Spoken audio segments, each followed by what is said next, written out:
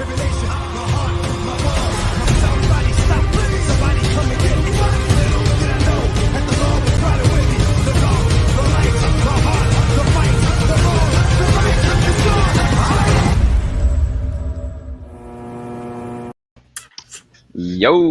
we're back, everybody. What's going on, everybody?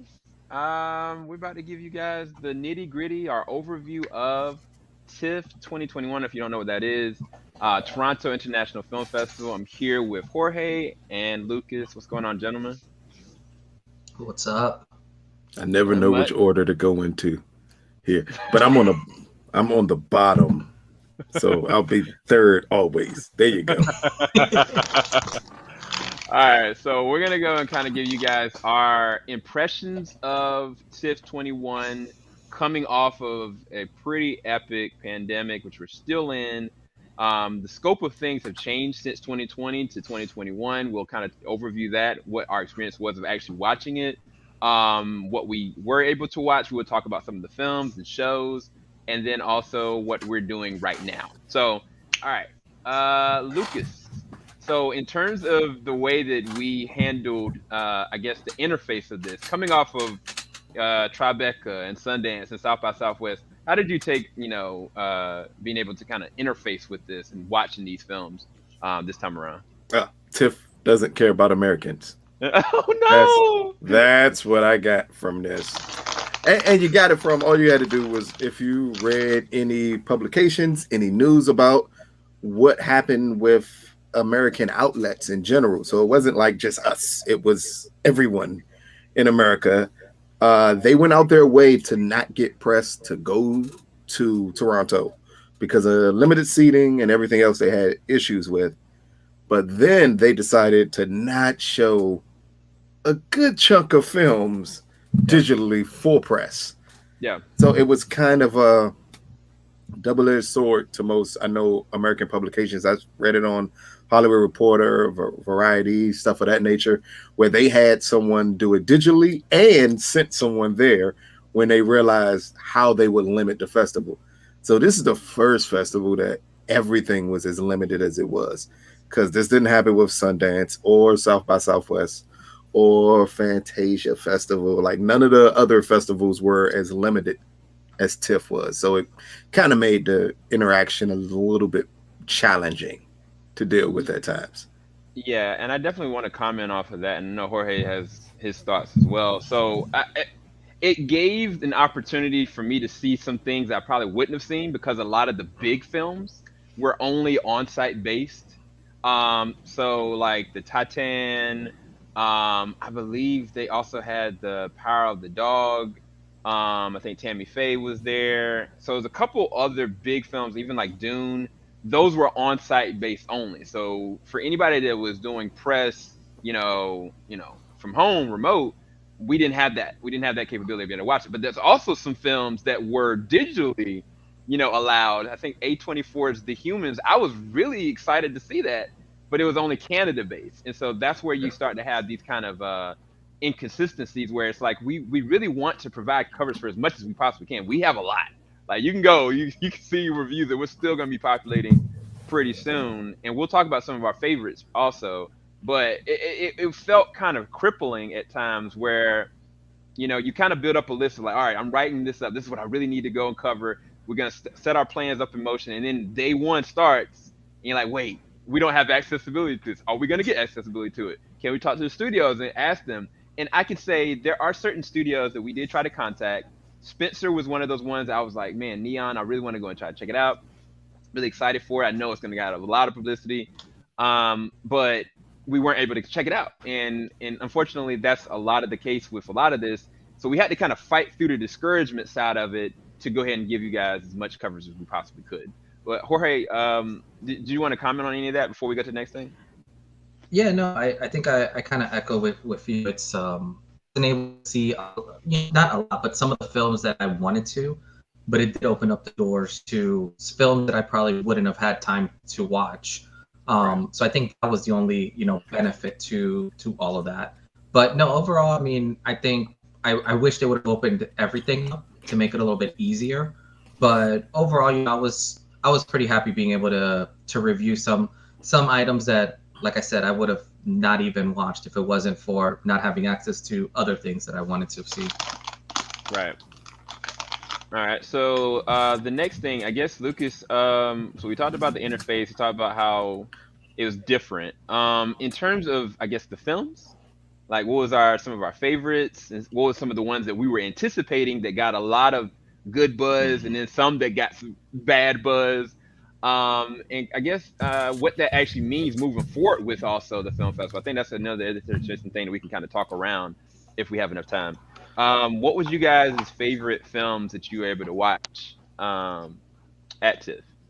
My favorite film was Snakehead, Okay. which I am not going to attempt to name anyone in this cast right here.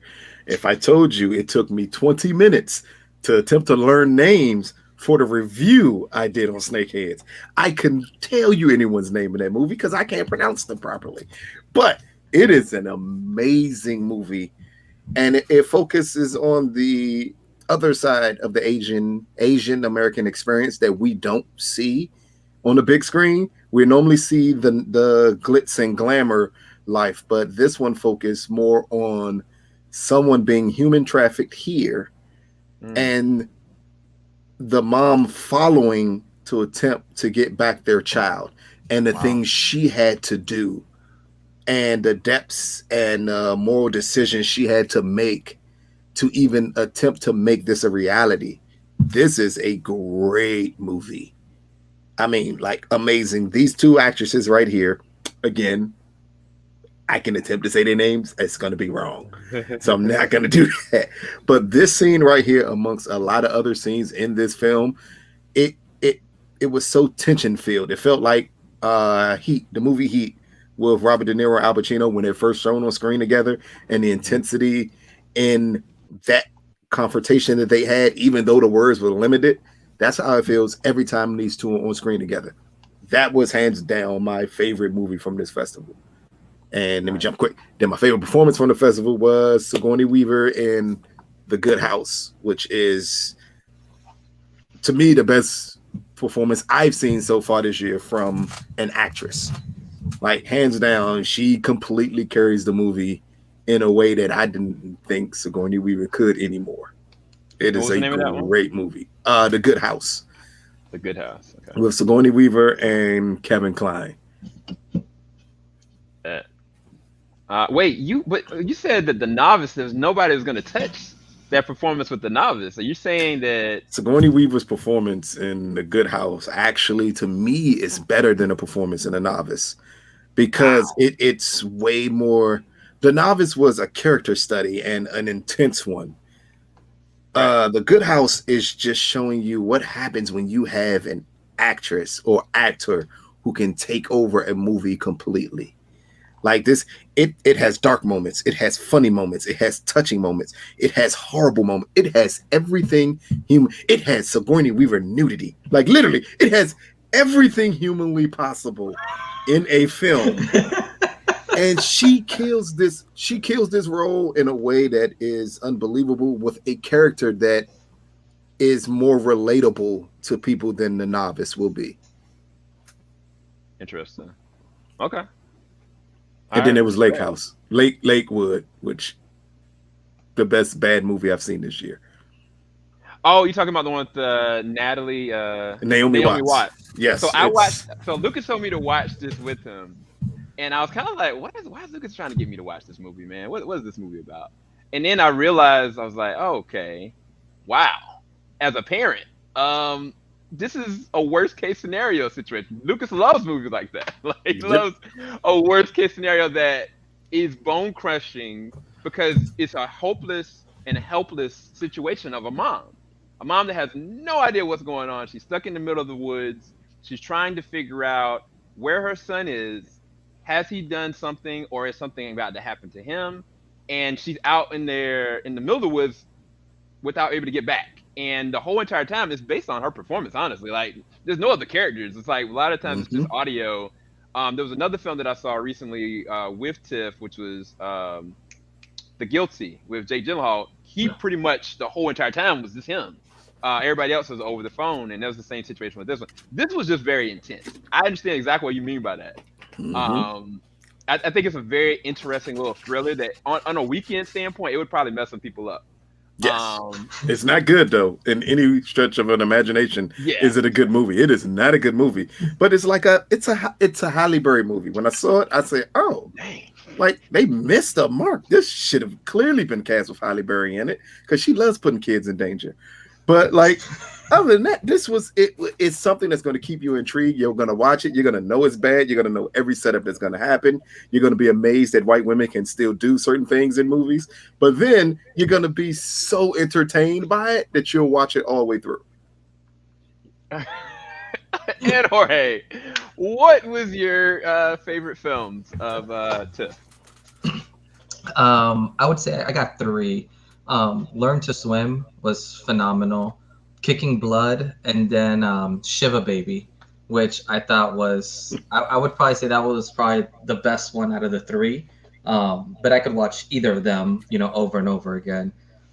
Shiva Baby just had an awesome cast. Like Rachel Sennett was able to carry that whole film. Like it's. Can you kind of give them a little bit of the premise behind that, just so they know? Yeah. So Shiva Baby, it's basically I'm trying to think of the best way of saying it. Think of a woman who has her sugar daddies, and there's a funeral, and she ends up, going to the Shiva because obviously she's Jewish, and her sugar daddy happens to be there. And her sugar daddy happens to be married with child. Right. So it's it is an awesome train wreck, and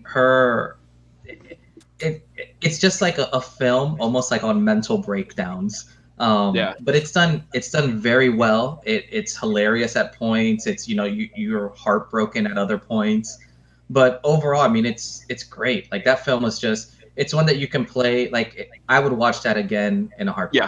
Yeah. And he told me about it, and I was kind of like, oh man, I want to check this out. And so I watched it, and I was like, is this a horror film? Because no lie, like the sound design and the setups and the draws, every build of momentum just adds more stress and strain, and you're just looking for this character to just break, honestly. Like the situations keep on piling up, and her acting is very good because she doesn't come across like, well, it's weird. The very beginning of the movie, she kind of comes across like this beauty queen, like she's got it all together.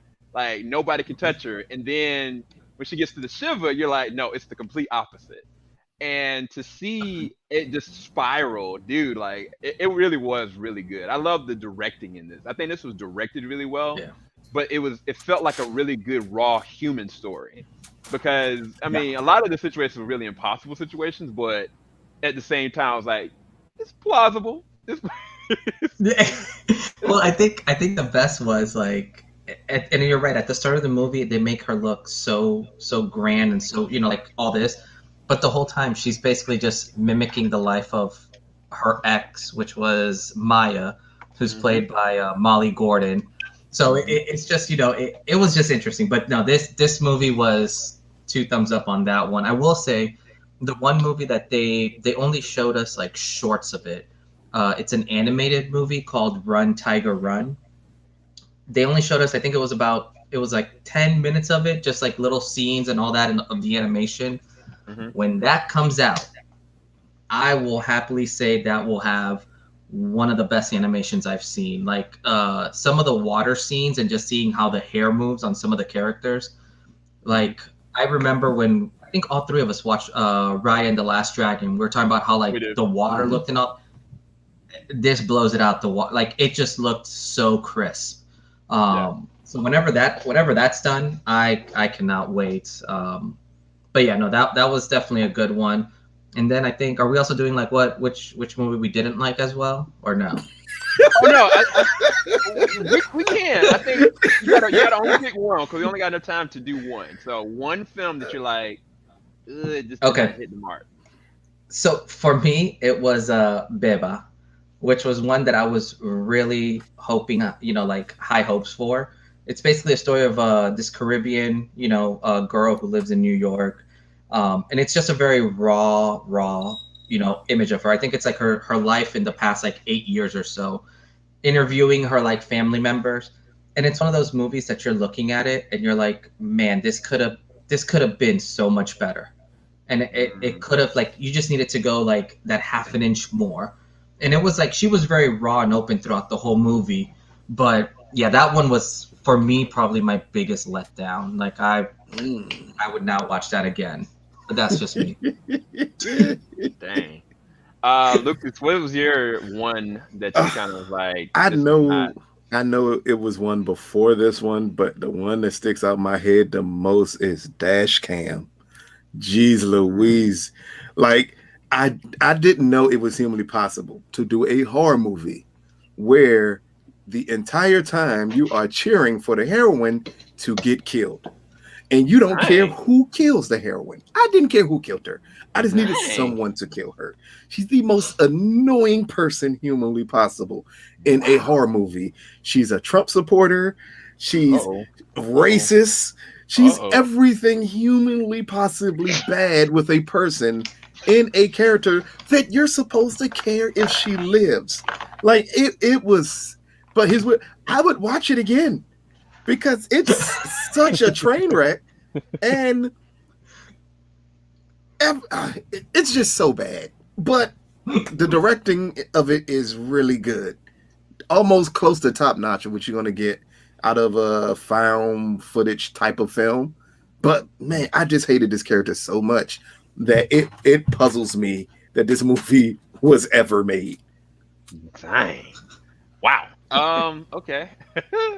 All right. So for me, I got my top three. I was kind of looking through it. So the first one I'm gonna say, and I don't know if I have these ranked necessarily just yet. The first one that kind of caught my eye was the first actual thing that I watched, was Hellbound.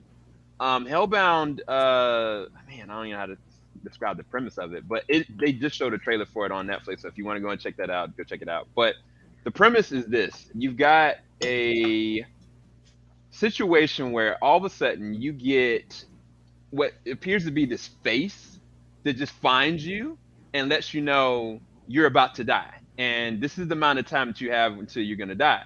And people, like, there's a lot of fan footage of it. It's on YouTube, and all of a sudden you see people like just getting like destroyed by these monsters. They're just like beating them to death and then sucking their soul away. And you don't think it's real. Like, some people are like, well, this could be real, this could be fake. But there's this guy that's a prophet that essentially is like, no, this is all real, and this is because people are sinning to the point that, this world is beyond reproach. Like, everybody's going to be doomed soon, or something like that. And the very first opening, I'll never forget, is this guy, he's at a diner, and he's like panicking. He looks like he's homeless. He keeps on looking at his clock. And as soon as like 1:20 hits, you hear this loud boom. And everybody in the diner is like, what was that? You heard that? And then all of a sudden, like, he literally proceeds to get just wrecked through the diner. He tries to run. There's nothing he could do. And the backdrop of it is real people trying to figure out how to deal with this. Like, how do you go and be lawful when people are getting judged for something they haven't even done yet? And like, as a horror standpoint, it's so good. It's one of my favorite things I saw out of Tiff. The next thing was definitely the Seven Prisoners. Seven Prisoners. Lucas was the reason why I watched that. That's it. That was the only reason why I watched it, because I was like, I don't know what this is about. I looked at this is the only shot I saw, and I was like, I don't want to see this. Little did I know that it gave some great performances, but the whole point behind it is you got this main character, and he comes from, a small town. He's living with his family members, and they don't have that much money, and they just want to work. Him and some of his friends, they just want to work, and they start working with this guy, and you can tell the main character, he's really smart or whatever, and he's like, we need contracts, we need a place to live, we need rations, let us know how much we need to work. And all of a sudden you start seeing that all those luxuries start to get ripped away from them, and to the point that they're just locked in, and for a fact, like, now they're prisoners. But it's not as cookie cutter as that, because they decide to allow you to see the people that are imprisoning them. There's a system to all this, like all the system of this cogs to this. And can't believe how the transformations for every single character kind of unfolded. It was a really good film. But my favorite was one that I'm going to be talking about for a while, and I didn't even get to see the last 10 minutes of it. It's called The Falls. So The Falls, it takes place within a world, I think it's like in 2020, right when the pandemic hit in Korea. And basically, you have this mom who's this really high on the mark, businesswoman. She's been divorced for about like 5 or 7 years. This girl, she's just trying to get to college, and all of a sudden, the person behind her supposedly has COVID, and so she has to go home. And it's a simple thing. It seems like a simple premise, but it's not, because at a certain point, you find out that the mother and the daughter are estranged. They don't like each other, and the daughter blames the mother because of the divorce, which is normal and common. The problem is that the daughter now could have COVID, and she starts tormenting the mom. And unfortunately, at one point, the mom just breaks. Like, she mentally actually breaks. And what turns into this person that the mom trying to take care of her, now the daughter has to take care of everything because the mother has just mentally checked out, and it becomes a nightmare. Like, the cinematography is great, the score is great, the performances are great. This is one of my favorite films this year. So yeah, that's it. That's all I got. So, but you don't have a bad film? I don't want to say it. So you're trying to say me and Jorge are the only ones that watch bad movies? I don't want to say it. Okay, all right. I'll tell you what. So I gotta give an honorable mention because I watched this movie while I was watching Tiff. Prisoners of the Ghostland. Prisoners of the Ghostland, for me, with Nicolas Cage, was his worst movie he's ever done. Like, it is hot garbage. I don't like it at all. Like, it tried to be. I was like, at first I was like, okay, this could be really dynamic. This could be really science fiction-y. I don't even understand the movie. It's just not. I don't want to go into the reasons why because it doesn't deserve that amount of time. That's all I'm gonna say for that. The film that that didn't count because that wasn't part of TIFF. The film that I felt like was lacking was one that I was kind of excited about because of the actress. The actress, I knew her from Luther, and I was like really excited about it because I was like, Ruth Wilson, she's a beast. And fortunately, it just unraveled. Like, it started off really interesting. You got this woman, she's working for this, firm where she kind of helps out people that are just coming out of prison to get their life on foot. This guy, he meets her, sweeps her off her feet, and lures her to a parking garage, and they just proceed to do things. And at that point, he kind of like checks out, but then he kind of calls her. He calls her all the time, and I'm like, this girl's getting used. I was like, does she not see this? Like, her world's about to get turned upside down. But it just wasn't good. And it wasn't because of her. Like, her performance is great. His performance wasn't believable, and it didn't work for the progression of the story. And towards the end, I don't know what the director was really trying to actually say. Unfortunately, this was just a bust for me. I think I gave this like a 4 out of 10, or maybe a 3.5 out of 10. I thought it could have been so much better if the execution was done well. And as well as they also have a lot of like symbolism, dream moments that just don't work at all. So yeah, that's it. That's all I got for that. Do you want to talk about the next thing, Lucas? What we're doing now? Oh, so okay. So starting this past Thursday, we have been participating in the Fantastic Fest, which is another film festival. This one tends to be geared towards more sci-fi, horror elements of a film festival. So we'll be covering this for the next 2 weeks, I think. Yeah, October the 12th, we'll be covering this one. So you'll be getting a lot of reviews from this one too, along with our closing reviews for TIFF. Yep. And then, as we always try to do, like, a lot of these films are independent, but some of them have already been bought by studios. Yeah. So when we get the chance to, if we already have a review out, we'll be able to go back in the description and place what studio is going to release this film. I know I reviewed at least 3 from Tiff that's already been picked up. Yeah. And I think I've reviewed 2 from this one that y'all have not seen yet that have already been picked up also by studios. One of them is from a major studio that probably tried to talk about it today during their little event. Right. That they should just not talk about that movie at all and let people forget that they are even part of it. Oh, I know where you're going with that. Do you want to expound on that, or you want to leave that as it is? Oh no, it's There's Someone in the House, which is a Netflix movie that is it's based off of a best-selling novel, and you'll see my review about it. It's like they forgot that 90s horror movies aren't good, and they attempted to give nostalgia to bad horror movies. It's like, what the hell is the point? Everyone saw Scream. Everyone saw I Know What You Did Last Summer. Guess what? Those are the only good 2 movies from 90s horror. It's like they think H2O was a good movie and thought, that's a good premise to try to go off of. No. It's a stupid movie. But for the Fantastic Fest, it's going to be a lot of different films that we're going to be able to get a chance to see. Hopefully some of these films, because it's just like Tiff in a way that some of the films are not shown digitally for press. They only want you to see it in person. Unlike Tiff, though, they give way more information to reach out to the studios to get some of these films in. So we'll try to get some of these films in. So, especially for the animated films that Sam likes to watch. Man, because I was about to call it something else. I was like, I'm proud of you, Lucas. I'm proud of you too. I was like, I swear, Lucas, look, you cannot disrespect this one, because I'm not gonna lie to you guys. Mamoru Hosoda is one of my favorite anime directors. I own all of his movies. I love his style of, animation and storytelling.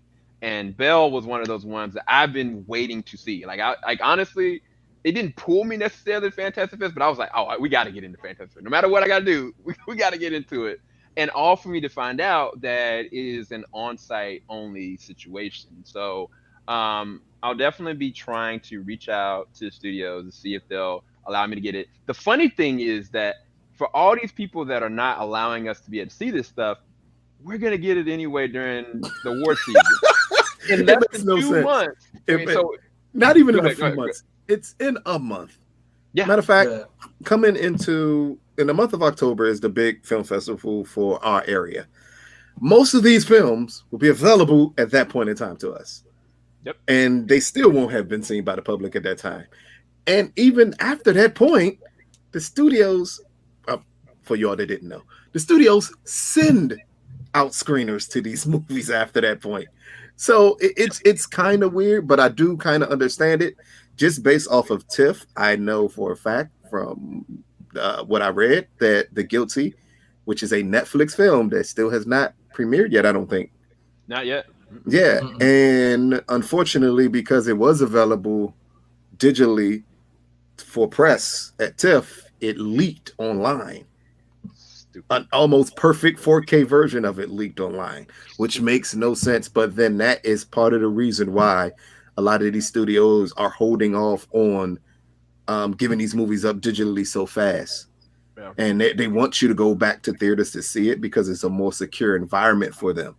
So we fully understand it. It's just a weird thing. Yeah. It's like for us as critics, that part of the thing is integrity. We try to uphold integrity because we want to continue to do coverage. If we get caught doing something stupid, we're not going to get anything. It's not going to be any kind of coverage for anything that we get to do. But yeah, so we will be definitely giving you guys a lot of reviews for that. A little bit differently, it's going to take some time before those, because some of these have specific due dates and embargoes. Yeah. So anything from Fantastic Fest that you guys want to let people know that you've seen so far that has been pretty good or exciting? Because I have one I want to talk about really quick. I'm gonna give it a shout out, but I was curious from you guys' perspective. I'm gonna let Jorge go. I'll go first. Go ahead, Jorge. So there were. So far, I've seen two of them. One was let the Wrong One In, which if you are a fan of like Shaun of the Dead or anything like that, you're gonna love it. It is it's hilarious. Yeah, and it has I forgot his name, but the guy from Buffy, the Vampire Slayer, who used Oh to be yeah, in I know. which just it's almost like if he was to continue in Buffy the Vampire, that's what he would become, like this character. That's But hilarious. it's so ridiculously old school gory, like, but not good gory, but like comical gory. As you can see, like that shirt used to be white that the Right, character has, just to right. let you know. So that one was hilarious. And then I finished seeing Sweetie, You're Not Gonna Believe Me. And in terms of like a funny, like just hilarious, like old school kind of, I don't want to call it, like Kung Fu Hustle type of like weird funny, like that's what this movie kind of reminded me of. It's just so out there, but yeah, that one was another good one. So those two so far have been definitely thumbs up for me. How about Okay. you, Lucas? Well, you already know one that I absolutely hated so far in this film. Not absolutely hated, but I thought was just bad.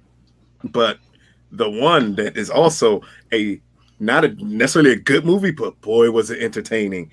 The Exorcism of God. It That just sounds so bad. Yeah. The title is exactly what the movie is. What? It's exactly what the movie is. Wait, My what? goodness. Listen, this movie it's not the best movie. It is entertaining. It is crazy. If you want to see a prayer off of a priest versus a demon, as a demon is trying to cast God out the priest, and the priest is trying to cast the Satan out of the demon. It is everything What? crazy about this is the type of like it's everything crazy I love about horror movies, that they can go places like this and make you just blow your mind. This movie blew my mind. It is again, it's up there with that bad, extremely entertaining film. I would watch this over and over again. And I know it's not a good movie. Like it's one of those type of things. See, this just hearing you say that makes me want to like rip my shirt up and say the B word, but I'm not gonna do it. For me, so I've seen two movies so far. I haven't dug deep as much as I did before. I saw Knock Knock, which they have been talking about that movie for a while, and so Mm-hmm. I was kind of like, okay, let me check it out. Well, I don't want to say, I don't want to give my review, but it was very intriguing. But I think they could have gone a different route, and it would have been way more interesting. But they definitely do have some twists and turns to it. I think the design of it and the directing of it was pretty well done. Performance to me was the only thing that was really lacking, which is really strange to say, because it's more of a performance-based movie. But the one that I actually liked, and I told Jorge about it, was the Baby Assassins. Let me see if I can pull up.